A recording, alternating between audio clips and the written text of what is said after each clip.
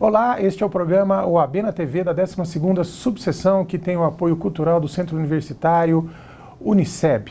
12ª subseção, que abrange os municípios de Ribeirão Preto, Cravinhos, Jardinópolis, Serrana, São Simão e Santa Rosa de Viterbo. No programa de hoje nós estamos com a história viva da advocacia de Ribeirão Preto, Dr. Said Ralá, 57 anos de advocacia. Dr. Said, obrigado pela presença. Eu é que agradeço a oportunidade que a Uniceb me oferece, tanto quanto a subseção local da Ordem dos Advogados, a minha instituição. Eu é que devo agradecer a oportunidade de dar aqui um testemunho a respeito dos fatos vivenciados por mim. O senhor foi eleito vereador em 1960. Sim. E exerceu o mandato até 63. Exato. E na condição de advogado e de vereador, o senhor fez um trabalho ali, junto com os trabalhadores rurais. Eu gostaria que o senhor contasse essa história para a gente. Bem, como vereador e mesmo antes no núcleo nacionalista, que atuava ali na União Geral dos Trabalhadores, nós tomamos contato com a situação vivida pelos trabalhadores rurais então.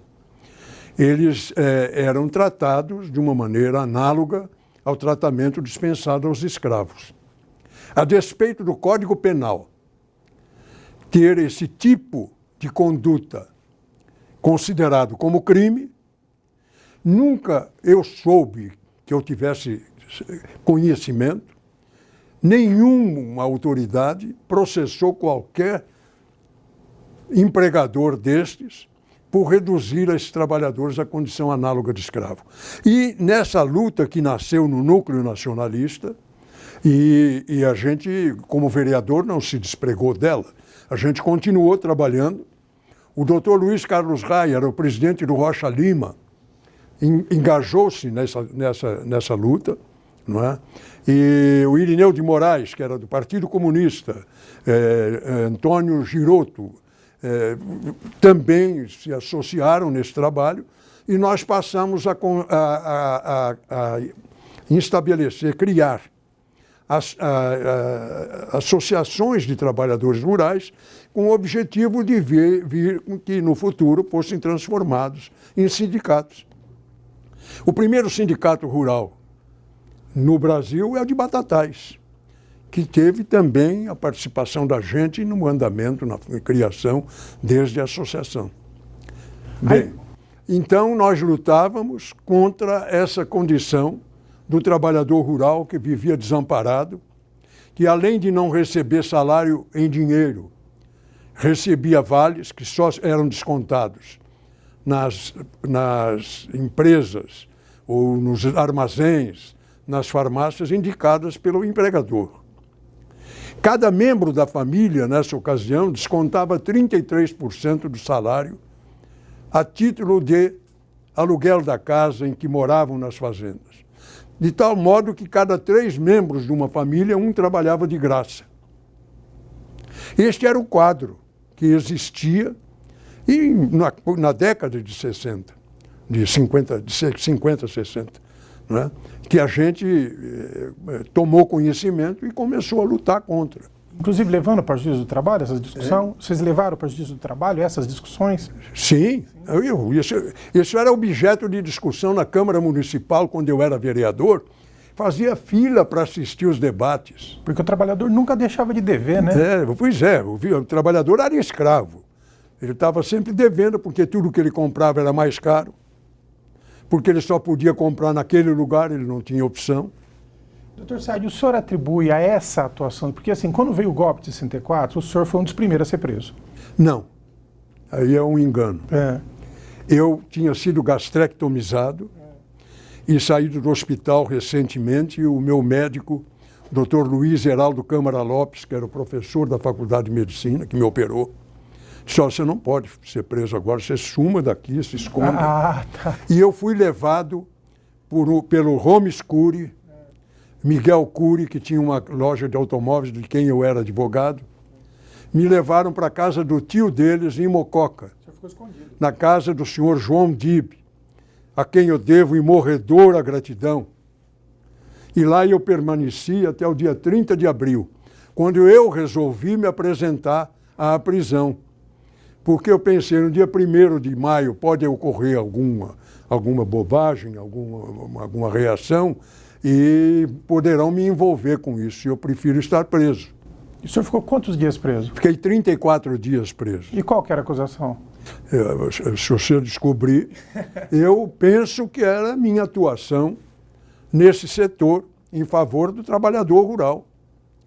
E quero dizer mais, em todas as ações que eu patrocinei para eles, eu nunca cobrei 1 centavo de honorário. Porque eu ganhava na Câmara um salário e com esse salário, que era menor do que eu ganhava com o meu cargo na Contadoria Geral do Estado, mas eu mantinha minha família com o salário da minha mulher, portanto eu não precisava cobrar deles. Eu achava que eles viviam uma situação tão miserável que eu não poderia cobrar. E o senhor ficou preso aonde? Aqui no quartel, que era na 7 de setembro com a Rua São Sebastião. Onde hoje é seccional? Onde hoje é seccional de polícia. Era um quartel ali, doutor? Era o quartel do 3º Batalhão da Polícia Militar. Da Polícia Militar. Exato. E o senhor tentou um habeas corpus? Como é que foi isso? Não. Aliás, o habeas corpus nem foi impetrado em meu favor. Foi em favor do Orlando Noir Tavella, do Luiz Carlos Raia, que foram presos no dia 31, do dia 31 para o dia 1º de abril. O doutor Luiz Carlos Raia foi preso na sala de cirurgia. Ele estava fazendo uma exsanguíneo transfusão que só ele sabia fazer. E mesmo assim retiraram-no de dentro da sala de cirurgia e levaram para a prisão. Ele ficou preso em Bento Quirino, junto com Antônio Reis Villa-Lobos, que formou-se advogado e havia entrado na Faculdade de Medicina aqui em primeiro lugar. E quem impetrou esse habeas corpus, doutor? O doutor Orlando Jurca, o grande advogado, era um homem corajoso, não é? Nesse momento ele impetrou um habeas corpus que foi concedido pelo o doutor Wilson José de Mello. Era um juiz que era de família de Ribeirão Preto. O Wilson José de Mello concedeu o habeas corpus e falou para o Jurca, vai cumprir. Ele levou a ordem de habeas corpus ao delegado de polícia, que se recusou a dar atendimento. Então voltou para falar com o doutor Wilson José de Mello. Me parece que nesse momento o Sérgio Roxo da Fonseca devia estar presente. Félix Sabino, eu suspeito que sim. Bem, o fato é que o juiz falou, bom, eu ligou para o delegado. Ué, como é que o senhor não cumpre a ordem? Senhor, porque eu tenho uma ordem do general Amaury Cruel, que é para prender e eu não vou respeitar o seu habeas corpus. O doutor Wilson José de Mello, num momento de explosão, disse, bem, então eu vou fechar o fórum. Com o que os circunstantes não concordaram. Disse, não, é melhor fanhoso do que sem nariz, não é? Então vamos deixar o fórum aberto, o senhor não vai fazer isso. Mas ficou claro ali que havia um desrespeito à justiça. Um arbítrio completo. Foi preso nesse dia, inclusive, espancado pelo coice de mula, um Álvaro português, que era um investigador de polícia truculento. Ele prendeu o Orlando Noir Tavella na Rua Álvares Cabral, em frente ali onde ali foi o Banco do Estado, tem o Banco Itaú, né, abaixo um pouco do Correio. Ele foi espancado na rua por esse Álvaro português. O Orlando Noir Tavella tinha a maior banca de advocacia trabalhista da junta da região. Mas depois de 34 dias soltaram o senhor por quê? Bem, aí o senhor teria que perguntar para eles, né? Porque nunca ninguém me deu nenhuma explicação. Ou seja, não cumpriram o habeas corpus, depois soltaram sem explicar. Depois me soltaram, já no 34º dia de prisão. Doutor Said, depois tem uma história também, que foi feito ali uma sindicância e a pessoa que fez essa sindicância declarou que o senhor não era nem subversivo e nem corrupto. E mesmo assim o senhor foi demitido. O senhor podia contar essa história para a gente? Eu era funcionário do Estado, né? Então, terminou meu mandato de vereador, eu reassumi a minha função como contador na Escola Industrial José Martimiano da Silva, e aí instauraram um inquérito administrativo para me demitir, com o objetivo de obter provas para me demitir. A comissão processante, terminada a tomada das provas, testemunhas, etc., concluiu que eu não era nem subversivo e nem corrupto. e que não havia, que no que eu fazia estava absolutamente conforme a lei e conforme a minha formação profissional. O Adhemar de Barros deu um despacho, e eu vi a assinatura dele, porque eu fui ver o processo, ciente, demita-se. E eu fui demitido. Então, E hoje eu sou anistiado político. E eu recebo do Ministério, acho que é Ministério do Interior, não sei, eu recebo R$150 por mês de indenização. Então ficou claro que foi uma perseguição política mesmo, né? O caso era político. Na realidade, era uma repreensão, uma repressão ao trabalho que a gente fazia junto ao trabalhador. Porque o trabalhador rural, de regra, era analfabeto, humilde ao extremo, incapaz de reclamar, e a gente estava organizando esses trabalhadores, dando-lhes consciência dos direitos que eles tinham como pessoa humana. E, por outro lado, a gente tinha uma atuação, eu tinha uma atuação, junto com o pessoal do Luiz Tenório de Lima, do Sindicato da Alimentação, que abrangia o trabalho nas usinas de açúcar, não é? Nós fizemos uma greve em 62, setembro de 62, né, que paralisamos todas as usinas, da Amália aí em Santa Rosa até a barranca do Rio Grande, para derrubar esse desconto de habitação, para que pagassem o salário do trabalhador com dinheiro. Então era isto, quer dizer, nós fomos, na realidade, nós recebemos o troco do nosso atrevimento em querer que as pessoas fossem tratadas como pessoas humanas, né? A gente vê ainda hoje que existem resquícios de escravidão, ainda hoje. Num outro programa, se você quiser falar, nós vamos discutir, inclusive, a abolição. O senhor ficou preso com o padre Celso de Silos. Sim. Né? Vamos resgatar um pouco a história deste personagem, doutor Said. Quem foi? O padre Celso Ibsen de Silos era o responsável pelo jornal O Diário de Notícias, depois ficou Dom Angélico Sândalo Bernardino, mas o bispo era o Dom Luiz do Amaral Mozinho. E ele foi incumbido pelo Dom Luiz do Amaral Mozinho, como membro da igreja, de organizar a Frente Agrária, porque a gente ganhava prestígio junto aos trabalhadores nessa luta do trabalhador rural. Então o arcebispo criou aqui a Frente Agrária da Igreja Católica, não para redimir o trabalhador, mas para lutar contra a gente. Mas esse pessoal, e nisso o padre Celso Ibsen de Silos, tomando contato com a realidade dos trabalhadores, ele passou a defender as nossas teses. E de forma que antes de lutar contra a gente passou a trabalhar no mesmo sentido, embora nunca juntos. E ele foi preso porque, dessa maneira, ele abarcando as nossas teses, contrariou os poderosos do momento. Daí ele ter sido preso. Intercorrentemente já havia falecido o Dom Luiz do Amaral Mozinho. Estava aqui Dom Agnello Rossi, que era um arcebispo reacionário ao extremo, tanto que eu fiquei preso com ele na mesma sala com Celso Ibsen. Ele ia lá verberar o padre Celso na minha presença, não é? Ao invés de procurar ajudar e tal, ele ia lá, brigava com ele, né? Bom, nós vamos para um rápido intervalo, nós já retornamos.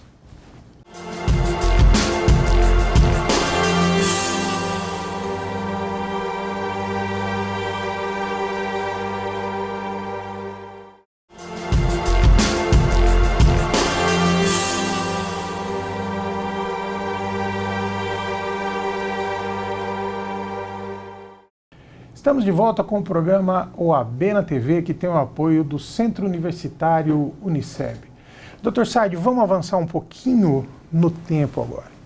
Em 1969, talvez o ano mais duro do regime militar, né, em pleno AI-5, o senhor sofreu uma prisão e o senhor considera a noite mais longa da sua vida, né? Gostaria que o senhor contasse um pouco dessa história para a gente. Nessa noite, nesse dia anterior da noite, eu estive num churrasco de comemoração da promoção do Dr. Oswaldo Silva Ferreira, que era o juiz da 2ª Vara Civil aqui. O senhor era o presidente da Ordem? Eu era presidente da Ordem. E eu estava no exercício da presidência. Então, nesse churrasco, nós tomamos bastante e tal. E eu estava em casa, já até meio embriaco, né? E madrugada, toca a campainha insistentemente, eu fui atender e disseram que era da OBAN. Como o Fernando Campos Freire, quando delegado da Receita Federal, havia promovido um encontro de advogados para dizer que o advogado tinha que entregar tudo para a Receita contra os clientes, etc., uma bobajada dessa, não é? Eu pensei que fosse ele. Disseram, o senhor tem que dar um testemunho e tal. Disse, bom, mas amanhã eu passo lá no quartel e dou o testemunho. Disse, não precisa ser hoje, porque nós vamos embora para São Paulo. Falei, bom, então eu vou me trocar. Quando eu entrei para me trocar, minha mulher disse, você está ficando bobo mesmo. Você não está vendo que a nossa casa está cercada? Cercada? Cercada. Tinha vários homens com metralhadoras envolvendo assim ao redor da casa. Viatura? Viatura, uma C-14, 3, 4 C-14-16 na Chevrolet. Aí eu fui para o quartel. Falei, bom, não tem jeito, né? Então, fui para o quartel. Chegando lá, eu esperei um momento. Aí quando me chamaram, eu cruzei no corredor com o doutor Guilherme Simões Gomes, que era professor da Faculdade de Farmácia e Odontologia, um homem extraordinário e excelente pessoa. Foi muito torturado. Muito. Ele estava, eu notei que ele estava muito abatido, não é? Mas foi assim, num cruzar, ele pensou que eu tivesse ido lá como advogado para resgatá-lo da prisão. Não imaginava que o senhor estava sendo... Não imaginou que eu também estava preso, né?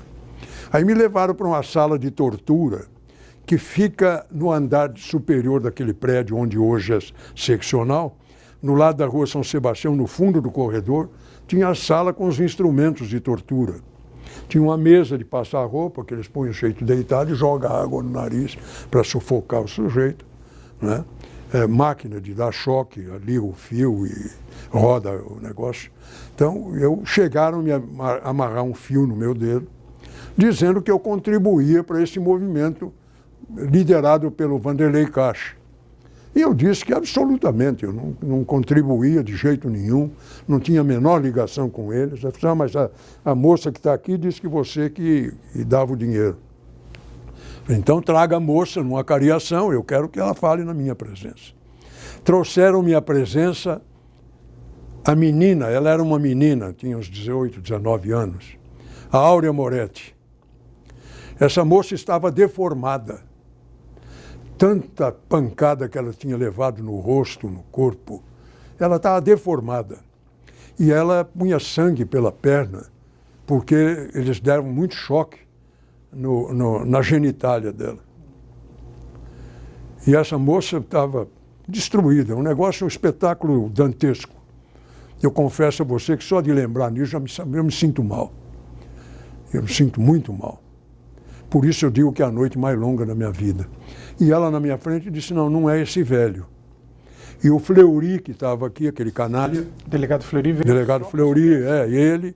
Tinha um tal de capitão Coutinho, que depois foi chefe do gabinete militar do Jânio Quadros, na prefeitura de São Paulo, como coronel já. 85. Ele era capitão. Tem um capitão da Força Aérea, um loirinho, que eu não sei o nome dele, que estavam lá, participando dessas torturas todas. Aí ele disse, então é seu filho. Eu falei, mas o meu filho tem 9 anos de idade, o senhor não vai fazer isso. Quando a Áurea falou que não era o senhor... Não era eu falei, então é seu filho. Eu falei, não, meu filho tem 9 anos de idade, doutor. Que o senhor está brincando? Não é? Mas me veio na ideia, na mente, aquela imagem descrita por Jorge Amado no livro Nos Subterrâneos da Liberdade, em que a polícia prende um casal e leva o bebê e começam a bater com uma, como é que chama aquilo, sabre, no bumbum da criança, para que os pais falem o que eles querem ouvir. Então eu disse para ele, o senhor escreva, se eu mexer com meu filho, não. Então o senhor escreve o que o senhor quiser, e eu assino. Aí eles me liberaram. Eles não fizeram o senhor assinar nada? Não, nada. Mas o senhor fez aquelas... Mas, confessa, aquelas eu quero dizer para você o seguinte, eu sou um sujeito despreparado para isso. Eu creio que sim, porque outras pessoas convivem com isso, eu não sei. Eu acho que eu é que sou fraco. Eu vi aquela moça assim, tão tão mutilada, tão arrebentada, que eu até nunca comentei isso com ninguém, até ela me autorizar que eu falasse. Porque para ela poderia soar mal que ela tivesse me denunciado. Mas ela me explicou depois, quando em liberdade. Você sabe que ela cumpriu pena junto com a Dilma, né? No mesmo cárcere. Ela me autorizou e nesse dia ela me falou. Eu pensei que se eu não desse um nome de alguém, e o seu veio à minha mente, e eu teria sido morta. Então veja o quadro que nós vivenciamos. De horror, né? Então eu digo que realmente foi a noite mais longa da minha vida, porque eu não vejo como um ser humano com um mínimo de decência possa fazer isso contra uma mocinha, uma menina. Por razões ideológicas. E razões ideológicas, como se você pudesse cercear o pensamento. Não é? Isso é um absurdo. Doutor Saad, foi nesse mesmo episódio, né, que houve a prisão da organização do nosso saudoso e querido Dr. Wanderlei Caixa, que a Madre Maurina também foi presa. O caso da Madre Maurina, eu penso comigo que, inclusive, há aí uma acusação, eu sou obrigado a dizer, o Renato Ribeiro Soares foi acusado de participar disso. E ele foi excomungado também. Excomungado. Só que o Renato Ribeiro Soares, antes da Madre Maurina e a Áurea serem levadas para São Paulo, deu dinheiro do bolso dele para elas para comerem alguma coisa na estrada. Tá certo? E nunca teve, segundo ele, depois ele falou, nunca tive participação em coisa nenhuma. Era o Fleury e esse pessoal da UBAN. Nem ele teria autoridade para isso. Só que na remessa, no envio dos presos para São Paulo, é que ele teria tido essa atitude para com a Madre Maurina. O senhor tem uma outra história incrível desse período, eu não sei se o senhor pode citar nome, se o senhor quiser, mas teve uma militante que precisou fugir com a família e a casa dela foi invadida e depois o senhor foi... A filha do Zé Marieto. Sim. A Nancy. O senhor pode contar essa história? Posso, mas você não tem tempo aqui. Pode contar. A Nancy foi presa junto com a Áurea Moretti. E esse capitão Coutinho, esse canalha, ele deve estar vivo ainda. Este canalha, e ela era uma menina bonitinha e tal, falou, você vai para casa, se arruma que você vai fazer um programa comigo hoje à noite. O canalha mandou-a para casa. Chegou em casa, o pai era um comunista velho. Falou, não, isso aí você não vai, vamos embora, vamos fugir. Passaram a mão no que puderam carregar e foram embora, deixaram a casa vazia. Essa casa foi tomada por um cidadão que adentrou a ela e depois obteve um uso capião, embora eu tenha lutado muito na justiça para impedir que eles perdessem a casa. O Zé Marieto suicidou-se recentemente, há uns 2 anos, com um tiro na boca. E a filha Nancy asilou-se. Antes eles foram para o Chile. Lá no Chile houve o golpe do Pinochet. Eles fugiram a pé, foram parar na Argentina. E lá na Argentina a coisa azedou, mas ela entrou na embaixada da Itália, como era oriunde, que é descendente de italiano, ela foi para Roma, onde ela concluiu o curso, se casou e mora lá. Nancy. Eu acho que eu vi uma declaração dela, doutor Saad, que ela tem um trauma tão grande desse período que ela não gosta muito de voltar para o Brasil, né? Não, ela não quer saber do Brasil de jeito nenhum. Ela vinha enquanto a afinada mãe, a Marta, estava viva e o José Marieto. A Marta morreu, coitada, de sofrimento, né? Era angústia permanente, né? Ela teve uma síncope cardíaca, morreu, e depois o pai suicidou-se com um tiro na boca. Então, quando veio a redemocratização, o senhor tentou retomar a casa para a família? Tentei, mas não consegui, porque eles alegaram uso capião. E o cidadão que adentrou a casa ficou com a casa deles, totalmente mobiliada, com tudo que tinha. Essa história é realmente incrível, doutor Saad. Realmente, para a gente que não viveu a época, a gente custa até acreditar. Eu quero te dizer que, sem que... O elogio em boca própria é vitupério, né? Mas, efetivamente, eu não sei se por inocência, se por burrice, né, eu nunca deixei de atender qualquer pessoa. Inclusive policiais, às vezes, que me procuraram, eu atendi normalmente como profissional, né? Embora eu não confraternizasse com nenhuma dessas atitudes. Doutor Saad, o senhor é fundador também da Associação dos Advogados de Ribeirão Preto. O senhor pode contar para a gente o contexto? Os fundadores. Olha, é porque a gente, naquela ocasião, a Ordem dos Advogados estava sendo dirigida por um pessoal mais conservador.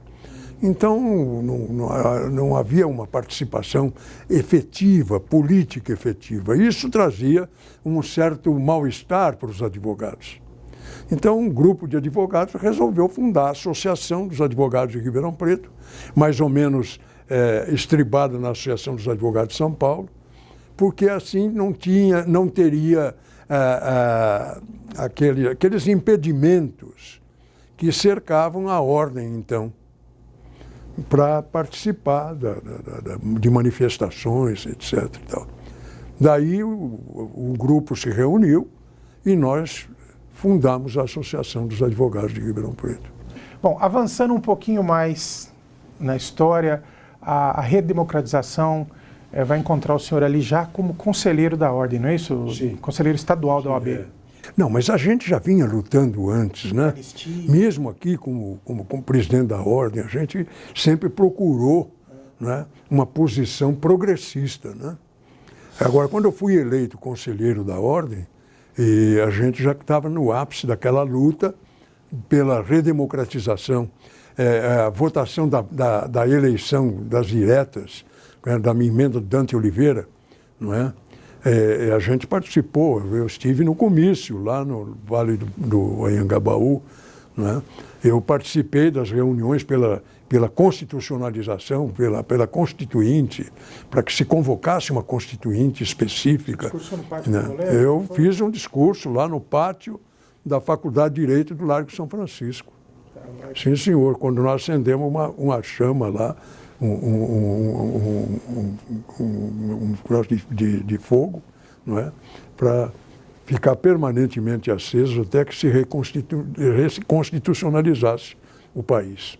Bom, queria agradecer a presença do senhor, emocionado, realmente emocionado. Muito obrigado. Muito obrigado.